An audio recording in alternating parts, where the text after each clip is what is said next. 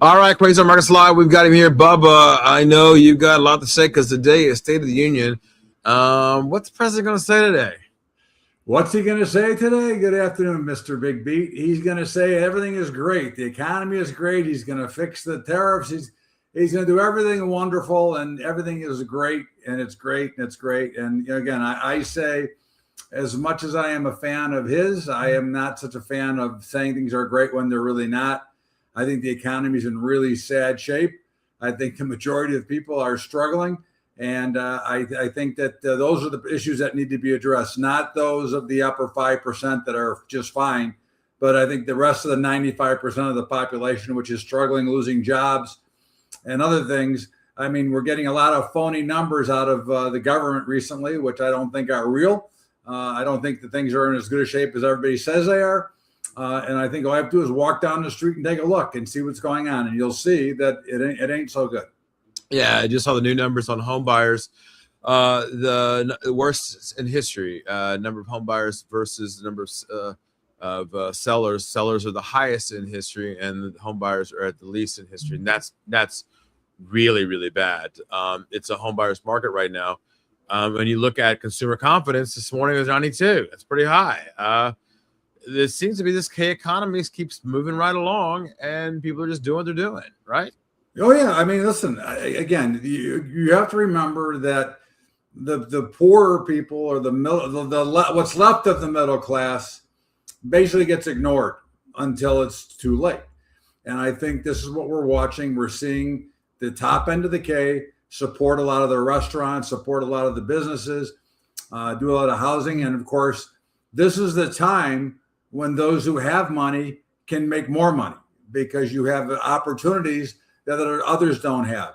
I mean, I think the housing market is in for another collapse. I think the number of delinquencies on houses, on cars are mounting. Again, this is very similar to the 2008 collapse. We ignore it, and everybody ignores it until it's too late. And when it finally shows up, everybody panics and says, "Oh my God, how did I not see this?" Well, you should be looking at it right now because right now you're seeing the exact same setup. The banks have problems as far as I'm concerned. Again, I can't prove that, but I think the banks are over leveraged. I think that the money that is out there is very much delinquent. I think they're also helping the consumer get deeper in debt with a lot of these. Again, when you can call up on the phone and get your credit score adjusted higher for doing something, does that make a lot of sense? I mean, I worked hard to have a good credit score, but yet they're allowing it, which means that the bank can then lend it. So the bank can get in the hole because, again, we go back to the same thing we talk about all the time. The banks have the best business model there is. If they go bust, they get bailed out by the taxpayer. Yep. And, it's the only thing that Elizabeth Warren and Trump are actually agreeing on is capping the fees at credit card companies, right? Yeah. I mean, again, look, credit card companies are another story altogether. They got special lobbyists who you can't go bankrupt on your credit card. Okay. You can't discharge the debt on bankruptcy, which I think will happen in other industries. So the credit card lobbyist is really pretty powerful. And I think it needs to be changed. I do think, look, I don't know if 10% is the right number, but I think that the market should determine, this goes back to the rates should be determined by what the consumer is willing to pay. And unfortunately, too many consumers are willing to pay 29%. Okay. I mean, to me, those are usury rates. Those are Al Capone rates, right? Those are loan shark rates at 29%. But if the consumer is going to pay it, that's why I'm for no government involvement in what debt is. Of course, I'm not for the Federal Reserve either, because I think that the interest rate market will determine what the right rate should be. And you're seeing that now. You say it's a buyer's market because there's so many sellers of homes. But of course, if we adjust the interest rate, that flips over. And the housing was never meant to be a day traded item. It was meant to be something that you bought for the long term. I mean, my first mortgage was 14%. Okay. And I had no problem making the payment. I think that we have to recognize that government has destroyed the free market system as we know it, as you and I grew up with it. Yeah. And there's too much manipulation by the Federal Reserve and others in what interest rates should be. the simplest, easiest way to determine the price of something is to put it out open auction to the free market.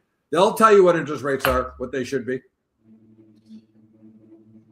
Well, you're going to hear today from the president saying the economy is good. I understand he's going to say it's my economy now, and I understand he's going to talk about Iran. He's going to talk about Ukraine. He's going to talk about some of the big picture things that people have been questioning and asking, because this is the administration that he said he's going to fix all these problems. He's the only one who can do it, and now he's going to have a big meeting today. He's going to talk about it tonight. So, what do you feel like the mood really is in the country? What do you feel like? Are people going to accept it, or is it going to be like some of the Democrats in the House not going to show up? Well, I mean, I think that's silly that they're not going to show up. We won't get into a political debate here. Right. But at the end of the day, okay, the economy is not so good. Okay. Now, I give him credit for trying a lot of the things he tries to do. But unfortunately, you and I both know that, it's not like the CEO of a company can make a decision that ramps down all the way through and they can fix the problems. I think that he's done one hell of a job trying to fix many of the issues out there. And I'm not going to say he always does it right, but I think he's done a great job trying to fix it. But you got to get through Congress. You got to get through the Senate, and you got to get through all the other people on the road. And unfortunately, there's too much graft and too many other things going on with our political system that don't allow the president to actually really get to the fix. Okay. So again, we're looking at a system. And again, I keep saying the same thing. It's a broken system that nobody works together. This is a system that there's too much stuff, too many things being taken out from the politicians. Yeah. And every bill that goes through, there's too many side deals that are being made, which again is not the right way to run a business. And you make no mistake, the United States of America is a company. It is a business that should be run like a business.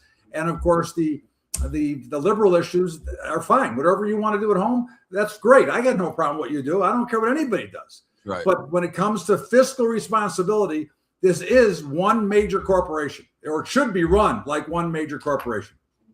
Yeah, and when you look at the next level of things coming down the pipe, let's just say, for example, he is going to talk about tonight a little bit about his fiscal crypto. He's going to talk about the banking system a little bit.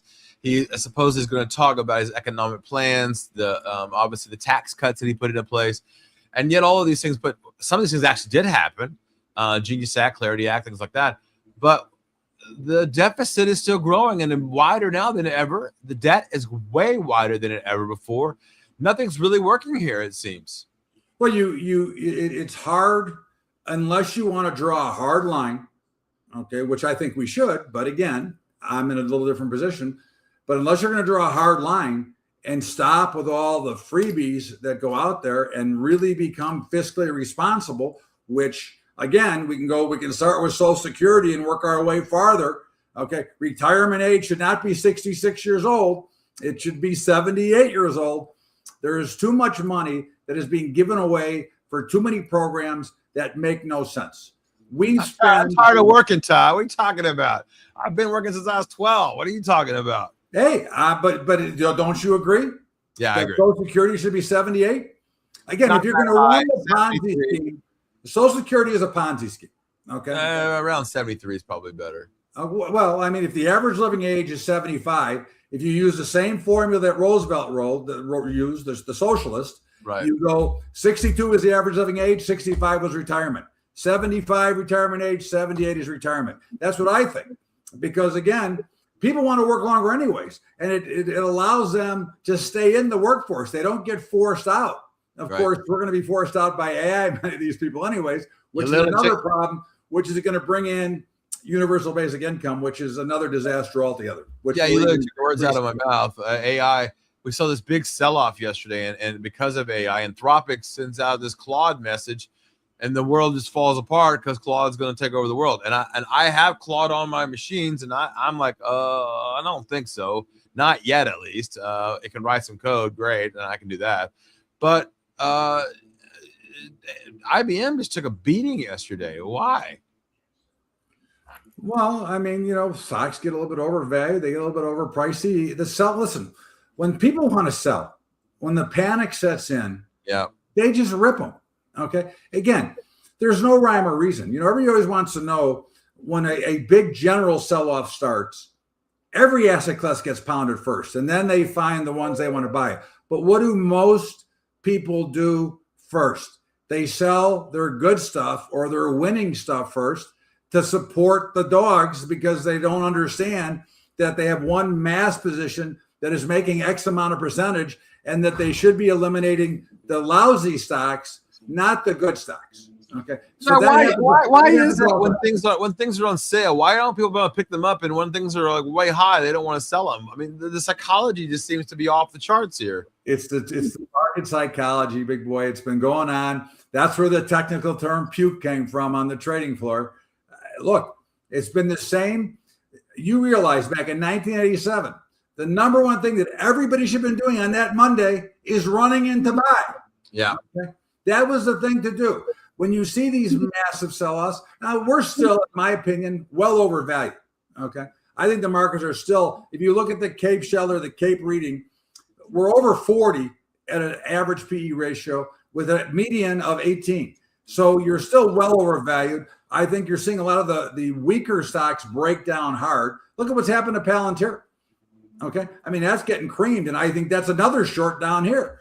So again, I don't believe we're going to have this big, massive savior rally coming back in right away. I do believe that we are headed south for a while. Now, again, we're still in consolidation. We don't have a lot of action. It's a very challenging market to trade right now because of the lack of activity. But I think the next big move, in my opinion, will be lower. Okay? Yeah. And again, that doesn't make it bad. Remember, if we look at statistics, the stock market has gone up 8.5% year over year in history, and 10% year over year since 1950. So I'm not worried about America. I'm not worried about the collapse, but certainly valuations are awfully high up here, and they're awfully rich. And at some point, you got to make more money. And I don't know if there's more money to be made right now. Yeah, the Cape ratio now sitting at 39.78. It's, I mean, you're talking about in the .com area is right around 42. So we're not that far off. And if you go all the way back to the 1929, it was right around 30. So we're way out of listen, we are certainly set up for a beatdown. Now, again, listen, I don't want anybody to run out and sell and say that, oh, this guy said we're going down. I don't want you to panic. Look, the bottom line is for most people, no matter what happens, they shouldn't do anything. They should sit back, close their eyes. This is the biggest problem with technology, Big Beat.